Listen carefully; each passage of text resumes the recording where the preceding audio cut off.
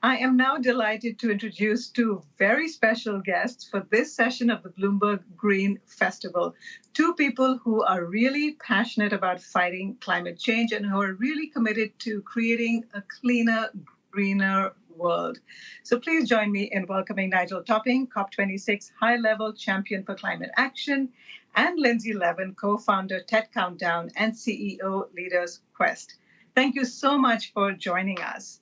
Lindsay, I'm going to come to you first. You know, we're all still reeling from the pandemic. And I wanted to ask you, what has been the impact of COVID on climate change?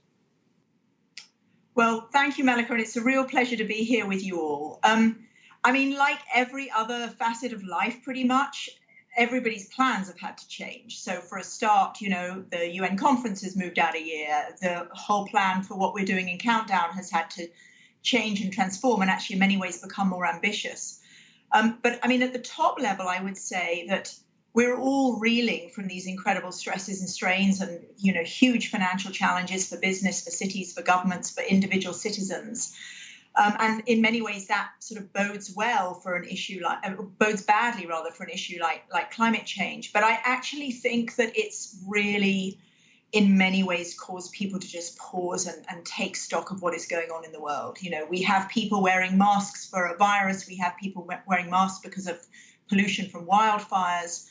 The realization of what it means to be out of sync with nature, I think, is profound. And so I actually feel obviously very alarmed about where the world's at, but also encouraged that there's a real taking stock. And I see in the business community, the finance community, a different level of awareness and of readiness to step up to the immense challenge of leading the kind of change that we need. Yeah, there is much more of an urgency towards it now, it seems. And Nigel, I want to come to you and just talk about what we're seeing in the world right now. I mean, the fires in California, that's one example of climate change. But at the same time, over the last couple of months, so many people have talked about how the pandemic has been good for the planet because, air travel is down, factories have been shut, and in many countries you're seeing peacocks wandering on the street. So is this a real turning point, do you think, for the world when it comes to fighting climate change?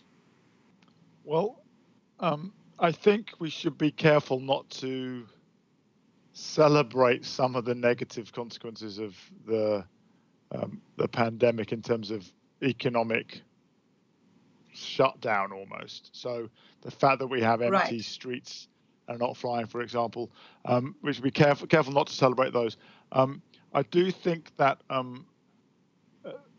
it's causing people to realize that we don't have to do everything the way we used to do it. So I think there's definitely an increased awareness of how delightful it is to be able to breathe clean air in cities. Yes. I do think many of us, myself included, who seem to spend an awful lot of their time traveling around to meetings all around the world, have realized that we can reach in many ways more people and have better conversations sometimes by using this kind of technology.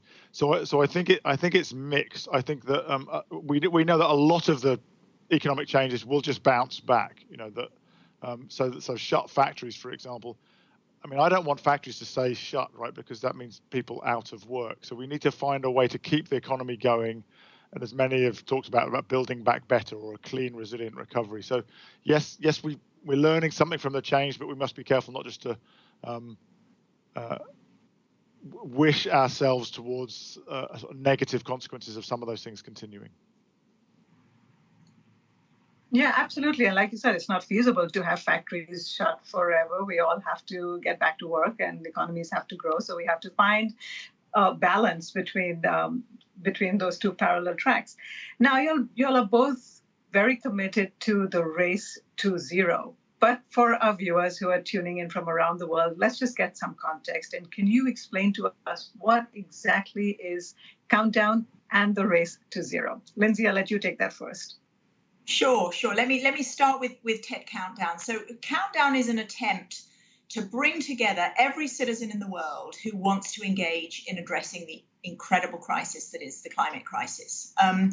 We've done that by forming a really big collaboration with TED. People know what what I mean by TED Talks, the power of TED, storytelling, positive storytelling, celebrating stories from all over the world and really amplifying messages with a whole coalition of comprised of my organization and others, Global Optimism, We Mean Business, and many, many others now, to really pursue a journey in the run-up to the UN climate conference that engages people in solutions to climate change. So we're focused on solutions. We start on 10/10/2020, just less than 4 weeks away, with a big global virtual event available free to everybody in the world via YouTube. 5.5 hours of content, so TED Talks, interviews, a real kind of festival of understanding the science and of hearing from voices all over the world and looking at what it will take for us to step up in response to this. And then we have a whole bunch of work planned through next year and summits all over the world next autumn. So, and you know, one of the big things that we're doing in Countdown is to get behind the race to zero. So the idea is to get behind the many, many people all over the world who are already leading change. A central theme for us is that actually between us, we know what we need to do. You know, the issue is getting on and doing it. And so how do we bring attention to the solutions that are out there? How do we bring attention to the changes that we need to lead and that we need to enact as citizens? And show people a really positive, beautiful picture of the future, because, you know, right now this lived reality is very painful and it doesn't need to be like this. And that's part of what we want to communicate to people. Great. And Nigel, the race to zero. Yeah, so as Lindsay's described, Countdown's a big collaboration, and so we're delighted to be collaborating with Lindsay and the team at the Race to Zero. So I should explain my complicated sounding role of high-level climate action champion.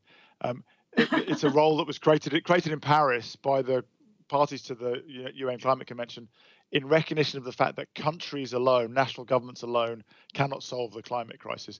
We need businesses, we need investors, we need cities, we need states and regions, we need citizens, sports clubs, schools, everybody to commit. So my role is to work with that community. So the Race to Zero is an initiative which I started with my colleague Gonzalo Munoz in June, and it's really a call to everybody who's not a national government to commit their organization getting to zero carbon before 2050 with very concrete steps in the next 5 years to make sure that collectively we at least halve emissions by 2030. So far, we've got nearly 1,000 businesses, nearly 500 cities, investors with over $5 trillion of assets under management, 500 universities, 21 regions who with the cities have over 2.6 billion. So we've got about a third of the world's population covered by net zero commitment. And the idea is by the time we get to Glasgow to just have really built such momentum that it becomes, the sense becomes really inevitable. And the message is sent from the citizens of the businesses of the world to the governments of the world that we understand this is a crisis, we're committed to playing our part, and we're here to help you and to work with you so that governments, businesses and citizens together can solve the crisis. So you've got the commitment. I mean, that you're off to a great start, commitment from more than 500 cities. But what will this transition actually look like? How do you see that playing out?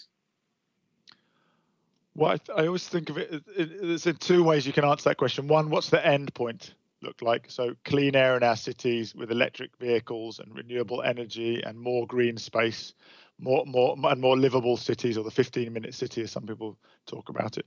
There's also, particularly for private sector businesses and investors, what's the pathway like is really important as well. And there, I think the most important idea is that we've seen industrial disruption many times in the past, and it never happens in a straight line. It always happens exponentially. So just distrust anyone who says things like we're only at 4% electric vehicles. It's the wrong way of thinking about it. The question is, how quickly did we go from 2% to 4%? Because when you go exponential, it's the doubling rate that stays constant. So if we've gone from 2% to 4% in 18 months, then we're probably on that exponential dynamic, which means we'll be at 8% in another 18 months, and then 16%, and then 32%, and then 64%. And before you know it, the whole market's flipped. And everyone who was saying it's only at 4% and so not investing in R&D or not investing in battery technology have fallen behind a complete transformation. So we know that the endpoint will be zero, and we have a pretty good idea of what the technologies will be. the thing that we're really seeing now is that change is happening exponentially. And so my argument always is, if you're not joining the race to zero, you're kind of choosing to lose in that transformation. The goal, the race to zero, the goal, it's a great goal to have, but it's not going to be easy to get there, even though we have intent and commitment. Lindsay, what do you think will be the biggest challenge? What are you most worried about? I mean, I think in the end, this is a leadership challenge, and that's leadership at all levels. And clearly right now, globally, political leadership feels like a real struggle in many parts of the world. I think one of the things that's been very positive is to see how different people have stepped up. Cities, for example, have really stepped up. Many, many leaders of cities, some governors of different states around the world are really leading the charge. Business is capable of really stepping up. Right now, one large company after another is making commitments to get to net zero well ahead of 2050, 2040, 2030. Funnily enough, competition kind of kicks in because people want to compete with each other to sort of get there faster, which I guess is the nature of a race. So there's a huge leadership challenge. I think I've spent 20 years working with corporate leaders on how we transition to a world where business is accountable and is thoughtful about social impact and environmental impact as well as profit. How do we cater to people and the planet as well as profit? And I think, it's taken a very long time, this shift from the primacy of shareholder return to the idea that we have to measure externalities. We actually have to properly account for the cost of what we do. Many of these things are not, of course, currently covered by normal accounting practices. So the whole journey to ESG and to rethinking business purpose, and actually I would say evolving the capitalist model. It's not about ripping it down, but it has to evolve. And that requires leadership. I think the environment right now is an easier one for leaders to step up, funnily enough, because we're so evidently in crisis that we need different kinds of leadership from people. But in the end, there's a certain element of courage and of deep values of people looking at themselves and saying, well, what do I stand for? Who do I care about? And how do I use the life, the leadership, the opportunity that I have? And I think that's true in so many domains of life. We will not address climate without also paying attention to equity, for example. These are global challenges, and that means local fairness, and it also means global fairness. And we're in a way, we're at an extraordinarily exciting moment in that there's everything to play for and there's a lot to be done. There is an opportunity here, yes. But, we talked about leadership, whether it's leadership from, governments, political leaders, or corporate leaders. What we really need to see them do is to create change. Nigel, I want to come to you. I mean, when it comes to change, how do leaders create a culture of change? Because change will only occur when all of us, when every individual gets in on it and changes some habits. So with your experience and what you've seen and the conversations you've been having, how does change take place? Whose responsibility is it to trigger that? Yeah, whose responsibility is it? I mean, I think what we're talking about fundamental systems change here. And of course, the nature of a system is that there are many, many different actors with responsibility for different parts of the system. And no one has responsibility for the whole. You have a value chain with a supply side and a demand side. Crudely, you have investors in that value chain. You have policymakers who are regulating that value chain. You have trade bodies who are resisting or accelerating regulation. You have citizens who are consumers of the technology or of the products. So you have cities who interact. They may be buying stuff. They may be regulating. So you have all sorts of groups in society who have influence. So the first thing is that change comes from everywhere, and you never know where it's going to come from. So you'll often, if you're trying to get someone to move, you'll often hear them give you the reasons why they can't move based on it. So the CEO might say, well, customers don't want it, the regulators haven't done it. So you often find people's reasons for not changing are usually based on blaming other people. So change always comes, as Lindsay said, somebody has to have the courage to stand for a different future than the one that the current trajectory is on. And that could be somebody in the system, like a CEO committing to transforming their business, or somebody outside the system, like a school striker saying, I'm not prepared to live up in the world that you guys are preparing for me. And you never know how those are going to interact in a creative way. The other thing I would say that I think we know that really helps is being very, very clear on the end goal. So being clear that we're going to zero there's a purifying clarity around it. If we said we're going to reduce by 65%, then we find that 90% of the people think that they're in the 35% who don't have to change. So being clear about zero is really helpful, and that's the scientists have really helped us in the last few years be really clear that we have to get to zero emissions in the 2040s. But to create change, you need consensus. Like you just said, you need everybody to be in on it. But I'm curious, because you have so many different stakeholders. You have governments, you have businesses, you have ordinary citizens, and various countries also are in various stages of economic development. Everybody has a different idea about climate change, or is willing to give in a little bit more or a little bit less. How do you create consensus when different stakeholders have different needs and requirements? Yeah. Let me say something about that. I mean, it's been very interesting pulling together Countdown. We have gone out and sought voices from leaders and influencers, many of them visible, but many of them invisible, who are working on climate change all over the world. And actually, I think sometimes it's a false dichotomy, as it were, between the richer countries and the poorer countries. We are totally in this together. There are good ideas coming from all over the world. I think issues of equity, inclusion, justice, which has to go alongside climate. It's no good having an opinion as a wealthy person or a wealthy country about what everybody else should do, or even vice versa. I think in many ways the realization that we have to collaborate is dawning much more strongly, perhaps because of the particular circumstances we're in. But I do think, this decade, our success in this very decisive decade will in large part be determined by our ability to collaborate. And, human beings are very good at competing. It's got us a long way. It's taken us far. But we now have to collaborate, and we've got to find ways to do that in spite of immense tensions. One of the things that Nigel's team's doing, which I can't wait for them to show much more publicly, I mean, they're busy mapping for each different sector across our economy, what does change look like in the way that he just described? And what is the role of all the different players in that system? And sometimes it's one particular player that can unblock the system for everybody else. I think as people see that, as we see our interconnectedness and what happens when we collaborate, we kind of need to tell stories in that way. So that we can recognize, the immense influence we can have. I mean, he alluded also to things like, youth. I mean, kids have driven a huge acceleration in this debate.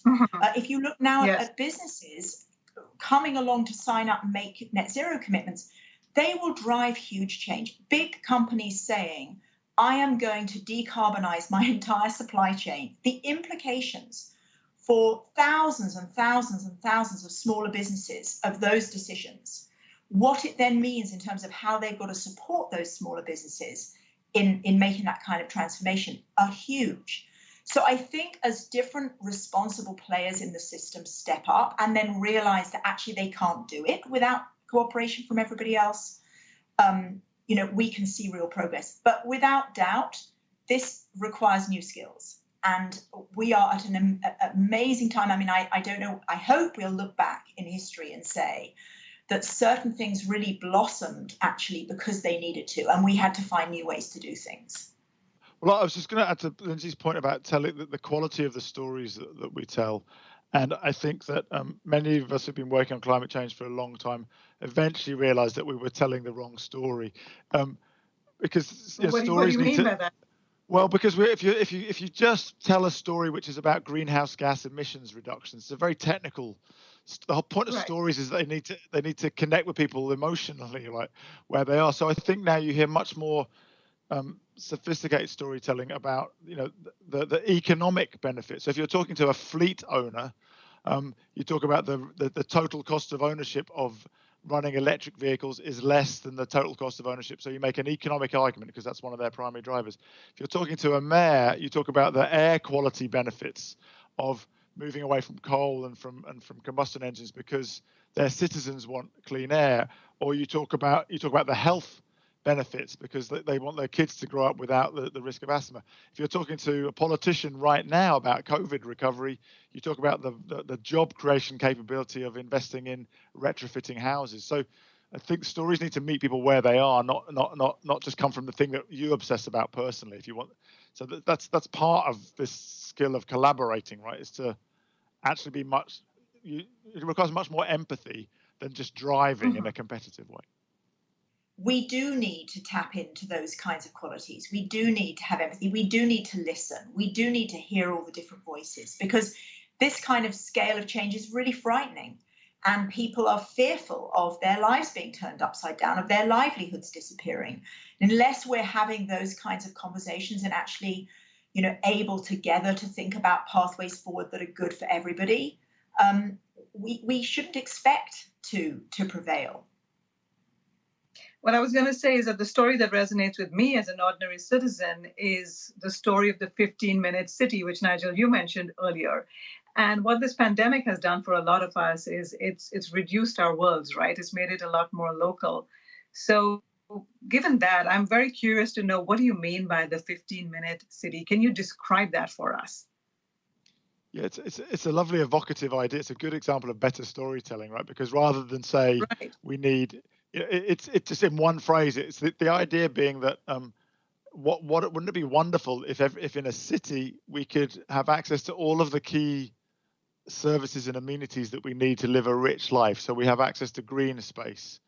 We can cycle and walk to our doctor, our dentist, the shops, our school, the theatre, the pub, whatever, everything that we need within. So through walking, cycling, and public transport, everything that we need to live a rich life is accessible within 15 minutes. It doesn't mean we're hemmed in to that space, but it means that we don't have to spend hours getting to some of those key things that we need access to if we're to live rich lives. And it's an idea that we're seeing more and more mayors around the world embracing as they, and as Lindsay said earlier, have been some of the most dynamic in responding to the COVID crisis in really literally rebuilding their city centres and reshaping them. And it's a really lovely idea, which is it just immediately evokes a new way of being in a city. It is a lovely idea, and you can see it happening in pockets in certain countries. But what about really congested cities and cities in developing countries, cities with, 17, 18 million people, and who talking about, cities maybe in Asia, in China, in India. How can they participate in the race to zero? I mean, a 15-minute city is just not practical there for decades or centuries to come. It's just not going to happen. I mean, maybe I'll start and then pass to Nigel. I think, there are amazing things happening in cities in Latin America and Africa and Asia where people are leading. Freetown, listen to the mayor of Freetown talking about becoming Tree Town, huge tree building projects. So people are finding their own way that speaks to their community and speaks to their local issues. And some of the leadership around that will come from the south of the globe, will come from Asia, from Latin America, from Africa, and it will look different. It will take a different form, but there is incredible innovation happening in many of those cities. Yeah, I think I think that's an important point. That I mean, I was just in a dialogue with the group working in Southeast Asia on resilience, and one of the things that they wanted to. Sometimes in the climate negotiations, the idea of adaptation and resilience comes up as something that the North has to pay for the South to be able to deliver on. And there is an element of that climate justice built into the negotiations and the Paris Agreement. But they were really at pains to tell me, we're not sitting here waiting to be helped. Communities all around the world are getting on with doing whatever they can with the resources that they have to adapt to growing climate risk. So I think, as Lindsay says, the key is that the solutions have to be figured out locally, right? What is right for London will not be right for Mumbai or Santiago or Shanghai. But I think there are some common elements, right? That we know that a shift to clean energy and clean transport will mean we have clean air. And that dirty air is a scourge of our cities today. 7 million people die prematurely every year from diseases related to air pollution. That's mostly from coal and cars, right? So you get rid of coal and combustion engines, you get rid of most of that. A lot of the lack of resilience around the world is because of poor infrastructure, which is susceptible to flooding. We're going to need to really upgrade the infrastructure around the world, particularly in a lot of emerging markets, to move away from informal settlements, which are often built in floodplains and are very susceptible to severe weather events. We can build upwards instead of building out. I mean, we know that that densifying cities is actually one of the ways of making them more sustainable and more livable, and maybe freeing up some space to re-green them at the same time, as Lindsay described in Freetown. We know what the end goal is, but let's take a short-term goal. Let's talk about 10 years. What, in a very sort of practical, real way, what do you think, what changes do you expect to see take place within the next 10 years that will make a real contribution towards fighting climate change? First of all, I think it will be unviable to be either an investor or a business and not be very clearly, publicly and demonstrably committed to the zero carbon future. There's an article in the FT the other day just describing that the oil and gas sector risks becoming uninvestable because it's got so far away from societal expectations. So I think investors and policymakers and civil society are taking care of that. So within 5 years, it will be unviable not to have a clear plan to get to zero. I think in terms of some of the technological changes, within 10 years, no one will be buying combustion engines. No one will be building. That's pretty soon. In 10 years. That's changing so fast. Again, just go back at the history of the internet or of smartphones or of any technological change. I think within 10 years, no one will be. Certainly for cars, maybe for trucks may take a little later, but for cars and buses, technology is already there. Everybody expects the costs to be less to even buy. So why would anyone buy a more expensive, dirtier, less safe, more, harder to run? I mean, what just defies everything we know about economics, that when you pass all those tipping points, you still buy. I think cities will be much greener. We're seeing a huge awakening of the value of nature, and not just in terms of carbon reduction, but in terms of the quality of life. And then in other areas, we'll be well on the track. We'll be seeing technology changes and costs coming down, but maybe we won't. We'll still have airplanes flying all around the air, but they'll have increasing amounts of sustainable aviation fuel rather than fossil aviation fuel. And for short haul, we'll have electric airplanes. But the transition will not be complete in 10 years. I think we'll probably also see a continued shift in global diets away from intensively farmed, very environmentally damaging red meat towards a much more vegetable-based protein diet, plant-based, and some of the new lab-based proteins that will by then be cheaper than intensively farmed beef. We'll still have very high-quality meat that is sustainably produced, but I think we'll see a big shift in diets as well. Great. Thank you both so much for your time. That was a really interesting conversation, and I hope that some of these changes do take place within the next 10 years, and we don't have to wait longer for that. So Nigel and Lindsay, thank you so much for joining us at the Bloomberg Green Festival.